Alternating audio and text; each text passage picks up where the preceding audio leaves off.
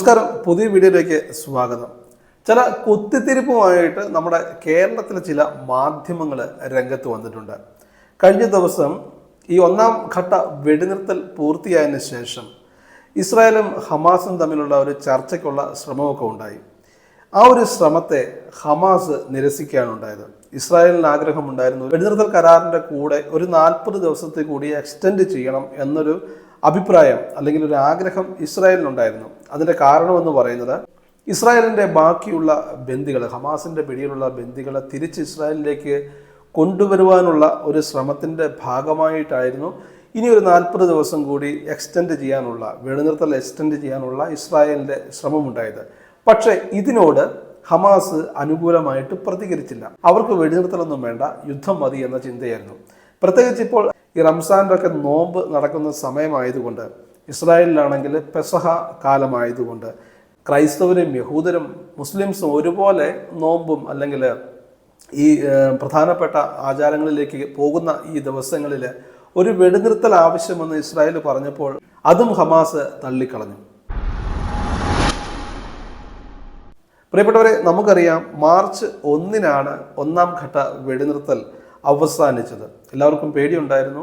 പ്രത്യേകിച്ച് ഈ റമദാൻ മാസമൊക്കെ ആരംഭിച്ചതുകൊണ്ട് വീണ്ടും ഒരു യുദ്ധത്തിലേക്ക് ഗാസ പോയാൽ ഒരുപാട് കാഷ്വാലിറ്റീസ്, ആളുകൾക്ക് അപകടങ്ങൾ ഉണ്ടാകും എന്നുള്ള ഒരു പേടി പൊതുവെ എല്ലാവർക്കും ഉണ്ടായിരുന്നു. പക്ഷേ ആ ഒരു യുദ്ധത്തിലേക്ക് പോകുന്ന കാഴ്ചയല്ല കണ്ടത്. അമേരിക്കയുടെ പ്രത്യേക നിർദ്ദേശത്താൽ ഇസ്രായേലിൻ്റെ സുരക്ഷാ ക്യാബിനറ്റ് ഈ ഒരു തിരുനാൾ കാലഘട്ടം, അതായത് പെസഹ, അതോടൊപ്പം തന്നെ ഈ റംസാൻ നോമ്പൊക്കെ, അതിനനുസരിച്ചുള്ള വെടിനിർത്താനുള്ള ഒരു നിർദ്ദേശം, അമേരിക്കയുടെ നിർദ്ദേശം ഇസ്രായേൽ എഗ്രി ചെയ്തു എന്നുള്ള വാർത്തയാണ് ഇന്നലെ പുറത്തു വന്നത്. ഇനി ഒരു 40 ദിവസം കൂടി ഈ ഒരു കരാർ എക്സ്റ്റെൻഡ് ചെയ്യാനുള്ള തീരുമാനം ഹമാസ് അംഗീകരിച്ചില്ല എന്നുള്ളത് കേൾക്കുമ്പോൾ തന്നെ ഈ ഹമാസിൻ്റെ യുദ്ധക്കൊതി എത്രത്തോളം ഉണ്ടെന്ന് മനസ്സിലാകുന്ന ഒരു കാര്യമാണ്.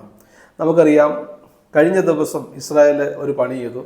ഈ ഒന്നാം ഘട്ട വെടിനിർത്തൽ അവസാനിച്ചതിന് ശേഷം ഇസ്രായേലിൽ നിന്നും ഗാസയിലേക്ക് പോകുന്ന എയ്ഡുകൾ, അതായത് മാനുഷിക സഹായങ്ങൾ വഹിച്ചു കൊണ്ടുപോകുന്ന വലിയ വലിയ ട്രക്കുകൾ ബോർഡർ ക്രോസ് ചെയ്ത് സഹായങ്ങൾ കൊണ്ടുപോയിക്കൊണ്ട് ഗാസയിലേക്ക് ട്രക്കുകളിൽ സഹായങ്ങൾ കൊടുത്തുകൊണ്ടിരുന്ന ഇസ്രായേൽ അത് നിർത്തിവെക്കുന്ന സാഹചര്യമുണ്ടായി. ഇതിനെതിരെ ഹമാസ് UN-ലേക്ക് പോയി കരഞ്ഞ് ഭയങ്കര പ്രശ്നമൊക്കെ ഉണ്ടാക്കി.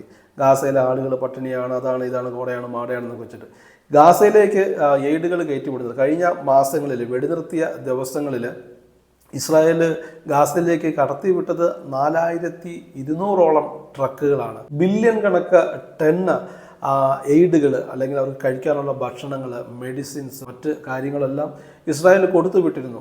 ഇസ്രായേലിൻ്റെ കണക്ക് കൂട്ടിൽ അവർ പറയുന്നത് ഇപ്പോൾ നോമ്പിൻ്റെ ഈ സമയത്ത് അവർക്ക് കഴിക്കാനുള്ള സാധനങ്ങളും അല്ലെങ്കിൽ മരുന്നുകളും ഒക്കെ ഓൾറെഡി ഗാസയിലേക്ക് എത്തിക്കഴിഞ്ഞു എന്നാണ് ഇസ്രായേൽ പറയുന്നത്.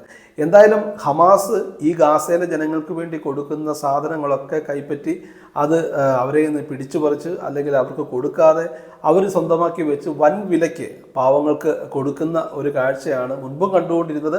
ഇപ്പോൾ കാണാൻ സാധിക്കുന്നത് അത് തന്നെയാണ്. ഗാസയിലെ ചില സ്ട്രീറ്റുകളൊക്കെ നമ്മൾ ഈ കഴിഞ്ഞ ദിവസങ്ങളിൽ കണ്ടു.